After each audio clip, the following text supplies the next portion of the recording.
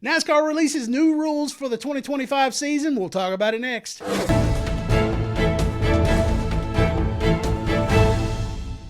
Hello everyone and welcome back to the channel. I'm Professor Lars and this is Hitting the Wall Racing. Do all the liking and subscribing if you could. I would appreciate it. Man, it's been a week, let me tell you. We've had a big snowstorm here in West Virginia. We're getting another one right now. I've had some major internet issues. Of course, West Virginia has internet issues to begin with, but I had some major ones. I didn't have it for a while. And once I got it back, I had to get ready for our semester at the university. So haven't had a whole lot of time to do videos, but we're back up and running now. And we're going to be talking about some new rules that NASCAR released today.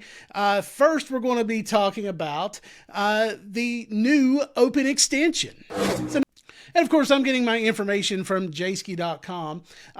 Similar to a promoter's provisional used in short track and dirt racing, the Open Exemption Provisional guarantees a starting position for a world-class driver who enters a NASCAR Cup Series race.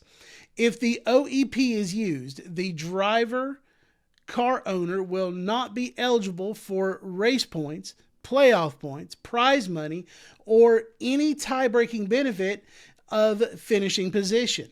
Non-OEP cars, prize money, race and stage points, but not playoff points, will be adjusted upward one position starting from the finishing position of the OEP car and continuing for the remainder of the field.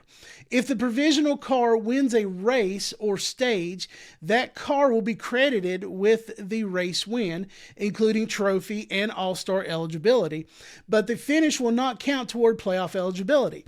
The second place finisher will inherit the first place points, but not receive playoff points or playoff eligibility.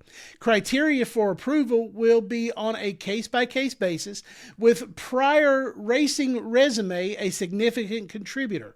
Full-time NASCAR drivers are not eligible. A race team must request the provisional 90 days prior to an event.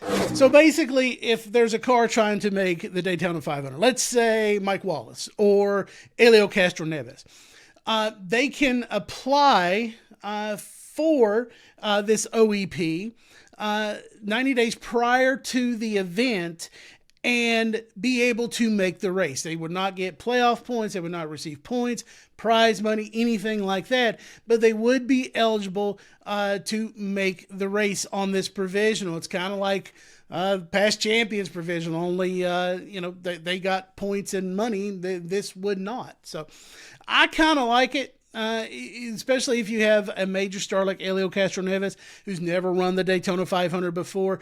He would be able to run that Daytona 500 if he would not be able to get in on speed. Same thing for Mike Wallace or somebody like that. This could also help Martin Truex Jr. If he is not able to make the race. I know he's planning on running with Tricon, possibly. As the season gets closer, we'll have to find out who would get that provisional after the Twin 125.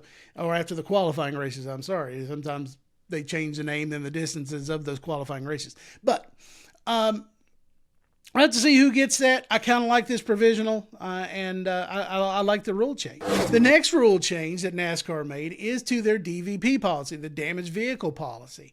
So it used to be that you had a certain amount of time to fix your vehicle once you were in a crash. That has since changed. Vehicles placed on DVP may drive to the garage or be towed to the garage and not be out of the race. The 7-minute clock, 8 at Atlanta, remains active for vehicles making repairs on pit road.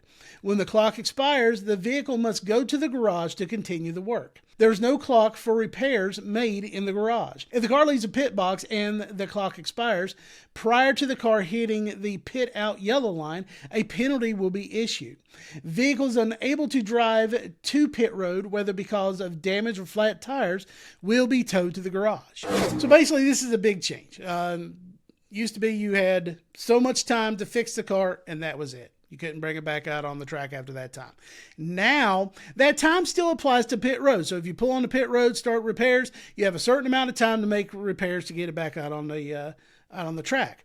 But if you don't make the pit outline, by that time that clock expires, then there will be a penalty assessed.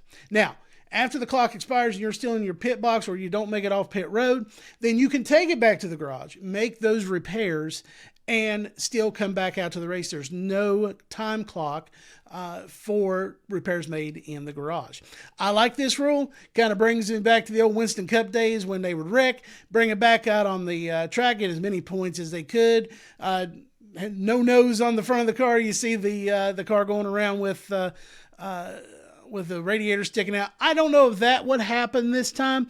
They would probably require a new nose to be put on the front of the car, something to protect the radiator and the parts underneath the car. But I like this rule. It kind of brings us back to the old Winston Cup days. And of course, the last rule change that they've made is to the playoff waiver. Now, if you remember last year, Memorial Day weekend, Kyle Larson was running the double, the Indianapolis 500 and the Coca-Cola 600. Rain hit Indianapolis, delayed the start of the race, and Kyle Larson and Hendrick Motorsports chose the Indianapolis 500 over the 600. So Kyle Larson stayed. He ran the race, flew to Charlotte, tried to get in the car. Now, it still wouldn't have counted as a start. He would have still needed a playoff waiver.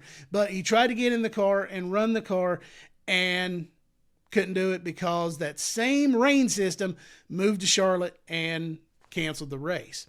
So now he got the playoff waiver, was able to get in the playoffs, lost the regular season championship. If he would have ran that race, if he would have prioritized the race, he probably would have been the regular season champion. But winning the playoffs, probably could have used those points, to be honest with you, that he would have got at Charlotte because he ended up not making it to the championship 4. So now NASCAR has made changes to their playoff waiver. Of course, I'm reading from JC again. If a playoff waiver is granted for missing a race, the driver will forfeit all current and future playoff points earned prior to the playoffs and will start the playoffs with a maximum of 2,000 points. Exemptions for the forfeit of playoff points includes medical reasons, driver medical, birth of a child, family emergency, and age restrictions. Now, if you miss a race, so let's say that you prioritize the Indianapolis 500 or the Coca-Cola 600. If you get suspended for any reason, now any future playoff points that you get and any that you earned in the past are gone. And you start out with 2,000 points. That's it. So almost starting dead last in the playoffs, and you have to work your way up. That's going to be tough. I mean, I'm not saying it can't be done, because it can be done, but that'll be tough for a driver if they miss a race. And I believe it is all because of Kyle Larson's attempt at the Indianapolis 500. I'll be honest with you. I know that's a big race, but he really should have come back to Charlotte once the race was delayed and start the 600 so that he could continue. And it really cost Kyle Larson a lot. I believe it cost him the championship 4. I believe it cost him the regular season championship, and he really should have started the race. But there was a lot of exposure on the line for NASCAR with Kyle Larson being in the Indianapolis 500. I get that. I'm glad they made this change to the rule, and we'll see if it affects anybody during the season. If you like this video, give it a like. If you like what I'm doing overall, hit that subscribe button with the notification bell so you don't miss anything. And I'll see you in the next video.